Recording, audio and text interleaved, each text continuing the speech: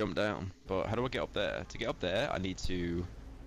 I don't know. The problem is with the puzzles, there's no actual solution that's even hinted. You are literally just playing the random numbers game, hoping the random combination of platforms and jumps you made was the right one.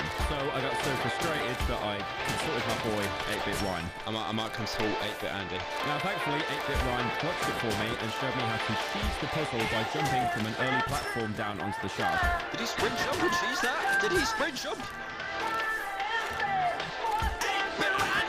He might be a 9-bit Andy after this one, boys.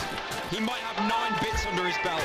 That is crazy. Afterwards, I walked into an enclosure full of cow monsters with human feet and crouched walk into a building through a chain link fence. Because, of course, this had to be a vent section in the Oregon. Who would build this in a zoo? Just random vents for no reason among us. Now, I'll be honest, this is where I really started to hit a wall. I was wandering around the vents and there was no challenge other than finding the correct path. And then I dropped down right in front of the big pile of shit monster. Dude, he literally looks like me. Now, like I said, I really hit a wall here. I was going insane. I think the isolation of just no stimuli in my brain, and this was like 8 hours into a stream. So I went back into the maze while listening to Zelda CDI, My Boy, on loop, just to make sure I was going completely insane. Now here is where the game teases the absolute shit out of you by having the path through the maze pass right by the key, but not enough to get it. You can't even choose it and grab it through the wall. It's right fucking there! But it turns out I just needed to loop around again and drop down to get the key. And then afterwards, there is another children puzzle.